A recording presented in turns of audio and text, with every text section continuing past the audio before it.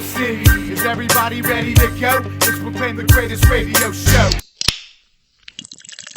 Welcome back, fans, for another episode of The Spread. I'm your host, Jim Sella, in studio with Jay Dash.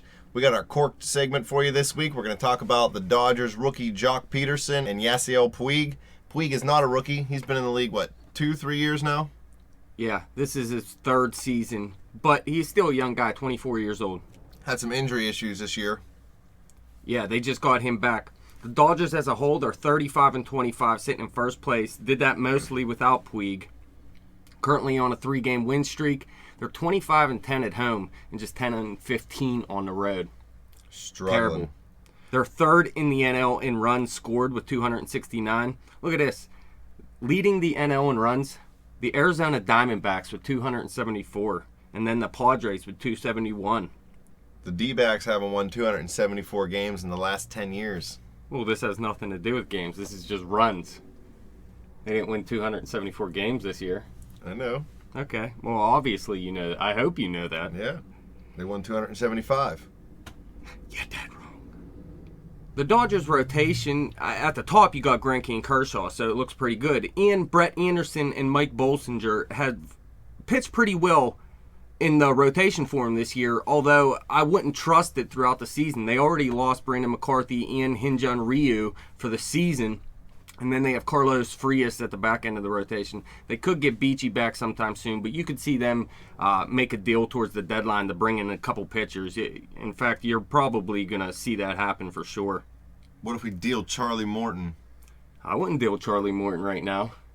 Send him to the Dodgers. Get rid of that contract. We might have to bring in a pitcher ourselves. We aren't going to be wanting to get rid of pitchers.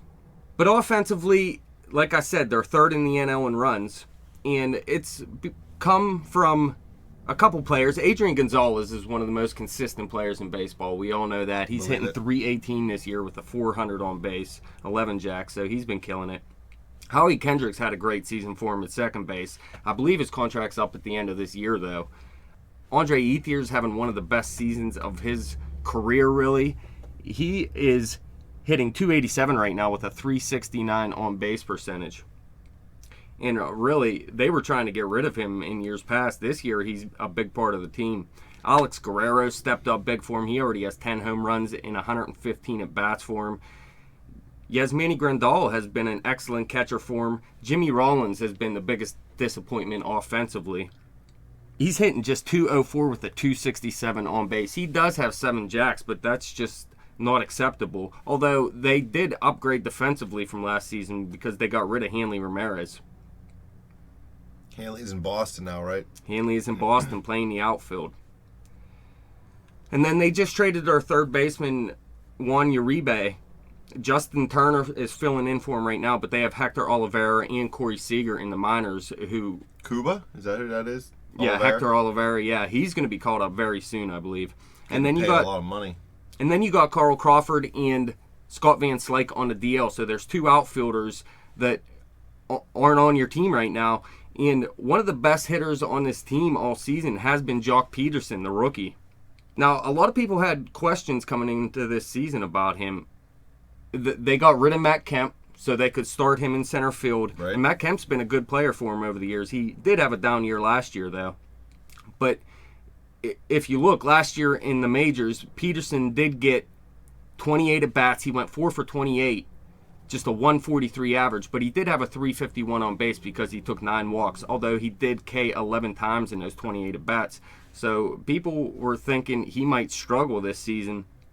But if you look in AAA in 2014, he was a .303 hitter with a 435 on base, 33 home runs, and 30 stolen bases. He took 100 walks, but he did K 149 times and 445 at-bats. 100 walks, though, for a guy that's that young is surprising. Nobody takes walks when they're that young. Well, in the minor leagues, I mean, if you're a guy that has an elite walk rate, it's hard to do it in the bigs, especially as a young player. But look, he's been doing it this season. He's taken 39 walks already, but he did K 74 times. Already this year? Yeah. That's brutal. He's K'ing way over 33% of his at-bats. But look, he has a .377 on base, hit 17 jacks already. Dude's showing the power. He hasn't been showing the stolen base ability yet, though. Just 2 stolen bases. This is a guy that can steal you maybe 25, 30 stolen bases in a year. Well, if he keeps it going all year, and you get Crawford and Van Slyke back off the DL, and you got Puig who's coming back, getting in on it, the Dodgers are going to probably be able to improve on that 10-15 road record. They're definitely going to contend for the NL West title. Yeah, I don't see anyone beating the Dodgers out in the NL West, really. I mean, you got the San Francisco Giants. They're not a team I believe in at all. Then you got the Rockies. The Diamondbacks are scoring runs, but they're still not a good team. And the Padres, I don't think this is their year either. Well, I know the D-backs are scoring runs, but look, the Dodgers are third in runs with Puig been hurt, Crawford's been hurt, Van Slyke's been hurt. And I know their pitching doesn't score them runs, but it hasn't been great. And when their pitching's better, obviously it gives them more momentum, so they're probably going to score more runs, get in better positions. So once they get all these guys healthy and everybody playing together, this is going to be a crazy good team. Yeah, even with all these injuries, they're still in first place, still 10 games over 500, and it's been because of Joc Pederson. Look, he's on pace for 46 home runs, 89 RBIs, 95 runs, 105 walks, although he is on pace for 200 strikeouts. Yeah, can't be great at everything, right? But yeah, look, he's just 23 years old. He had a streak of 4 straight games started with a home run from April 27th to May 2nd, and then he had a streak of 5 straight games with a home run from May 31st to June 3rd.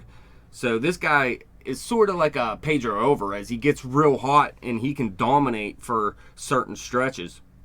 But look, in April, a 298 average, 461 on base, but he wasn't showing too much power, 4 home runs. Still, in 57 at-bats, it's pretty nice. He's taking 17 walks, 22 Ks. But then his bat slowed down a little bit in May, but his power went way up. 9 home runs and 106 at-bats, just 236 with a 341 on base, though. So this is a guy that maybe can't put it all together at once right now while he's young. But eventually, maybe he can get up there and show what he showed in the minors. Dodgers sure hope so. The rest of the league doesn't. But like I said, this is a guy that's going to have his hot stretches. He's going to have his cold stretches, too. In fact, he's won for his last 17 with 9 Ks over his last 5 games. So he's cold right now. But he's been playing great defense, too. He's only made 1 error this season. He has 4 outfield assists. Just Wednesday night, he made a great catch to keep 3 runs off the board, robbing Yasmani Tomas, another Cuban star for you. He robbed a home run from him. And like I said, this guy is still just 23 years old, and there's a good chance he's starting in the All-Star game. Over Kutch in center field, that's just blasphemy. It is. I mean, Kutch is still a better player, don't get me wrong. But this guy, I mean, he deserves it. He's on pace for 49 home runs. 46 home runs. Sort of reminds me of Mark McGwire when he came into the league. Remember, I think he hit 49 home runs his rookie year. I love McGwire. I don't care if he did steroids. I don't care what he did. He could have beat somebody to death with a bat, and I still like him. What was the drug he did?